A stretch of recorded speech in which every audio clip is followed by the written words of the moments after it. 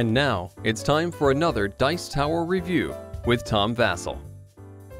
Hey folks, I complain a lot about theme. I complain about how we see trading in the Mediterranean, generic zombies, generic fantasy, same old, building a castle. So I gotta give these guys credit here, big fun. Medical Frontier is definitely a new, interesting theme to work with. I'm very, very excited.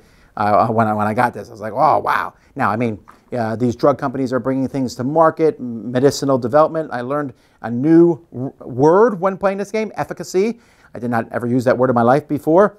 And this is interesting, right? Now, I mean, if you're like me, maybe you distrust and dislike big drug companies. But the process of bringing a drug to market, I'll admit I don't know a whole lot about it, but this was interesting, you know. Does the drug work very well? What are the side effects? You know, I'm sure you've all seen these commercials where they're like, take this drug, it will make you feel better in your knees, your arthritis will be better. Side effects, vomiting, diarrhea, and you know, blah, blah, blah. And you're like, I'll just live with the pain in my knees, thank you. Well, this game is about finding the best drugs. Here's how it plays.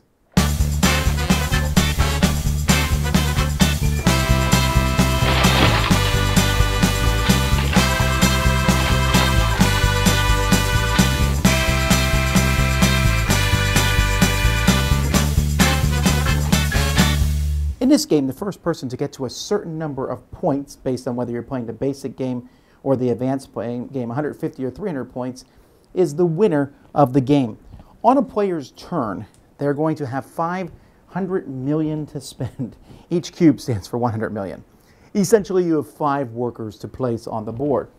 And you have these different steps of the, getting a drug to the market to bear. So you're going to decide which of those you're going to do. At first, you're just going to be grabbing numbered cards in the middle. The cost of these, 3, 3, 2, 1, 1. That's how many hundreds of millions you need. You just go there and you'll take that card. Each player is going to have a player board in front of them, and they have 3 spots to put cards. And so you're going to put them there. You can have at most 5 cards in an area, and you can replace a card, but you can't, that's pretty much it.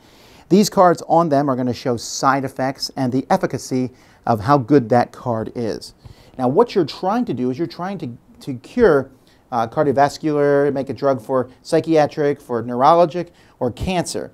To do that, there's a couple things that you need to do. So if I want to do neurologic, I'm just going to pick one I can pronounce, cardiovascular, you're going to need 2 numbers of this of one type, 2 numbers of another type, and then a 5th one. So you need 2 pairs. Here you're going to need 3 of a kind and a pair, 4 of a kind and 1, and here a straight, 1, 2, 3, 4, 5, etc. Once you get all those in front of you in the same area, then you can start pre-clinical trials. By the way, when you take the cards go in your hand. It costs you a cube to place the card in front of you. So if I want to pay 3 cubes to take this card, to then put it in front of me would be a 4th cube.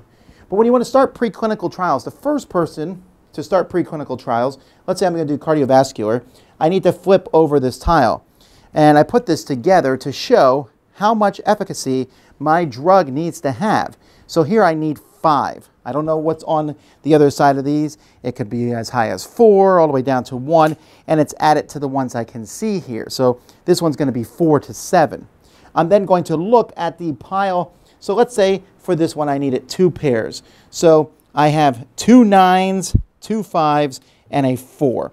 So I look at my efficacy here, and it's 1, 2, 3, 4, 5, 6, nothing on the 4. And when I turn this one over here, I needed 5. So I have 6, so I'm fine. But if I was below that amount, I would need to take -5 for each efficacy that I did not reach and put that on top of my drug. That's preclinical trials. When you do clinical trials, which also costs a cube, everything costs a cube to do. When you take clinical trials, you'll flip over the bottom and you'll see what side effects you don't want. So this says the red, the stomach ache, and the knee and the aching joints, they need to be less than 4. So again, I'm going to look at my drug here, and I have 1, 2, 3, and no green. I'm fine. I can sell this drug right now. But let's say they were over 4. Let's say I had 7 of them, and that's 3 over 4. At that point, I would need to take a research token and put it over here. Now this is two things. This serves as player turn markers. This is a player's turn. Red will start first and everyone goes clockwise. Then blue, and we move to the bottom. This just means you get to go first in a round.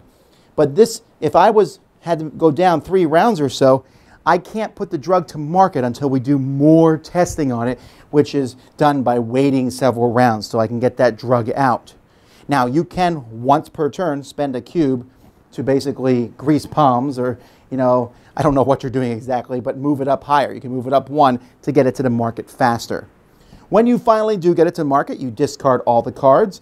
You will keep any negative chips that you have, but you're also going to keep one of these, which is going to be worth 50 points in this case, 50, 60, 80, and 100. If you're the first person to do it, you also get this chip that's on the top.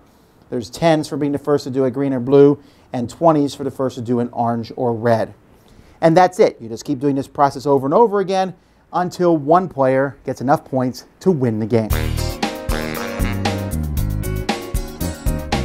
Okay, so as I said, great theme. And I think the theming works. And there's a couple places where it's disjointed, like cubes equaling $100 million. That's a little odd. And actually placing them out, you don't normally need to do that because you have 5. But you can use that. It's just odd. This cube, $100 million. And really, I mean, they're talking about spending $1 billion+ on a drug here. That's a lot of money. Maybe that's how much is spent on a drug, but woo! The idea, and then the number cards, like a 9 is, or a 10 or a higher number, is higher efficacy, but also higher side effects. Great, I get that, but getting a straight, that's a little not necessarily in matching with the theme. But everything else works with the theme. The game does have a couple flaws, though, and these flaws, I think, really affect my enjoyment of the game. I like a lot of the idea of the game. Get these cards, get sets of cards, find, flip the tile. Oh, wow, this was more efficacy than I needed. Oh, this is the side effects. These are what I need. The first person to do something gets the advantage, but at the same time, they also are the first person to be like, oh, no, I wasn't expecting that. I like that, okay? And that's all works well and good. The problem is the game is a little slow, and part of that's due to that player turn order thing.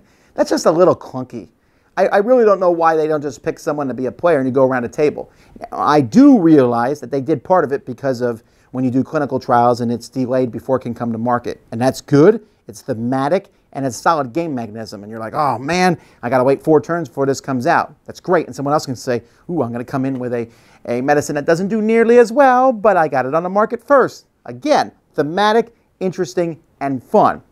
So I like that, but that whole player moving in and then, okay, you're first this round, oh, now you're first, and I was first, that's a little muddly. Now, I might be getting that wrong too, the rules. The translation of the rules is not necessarily the best, but I thought it was good enough to teach the game. The other problem I feel is that the game's very linear.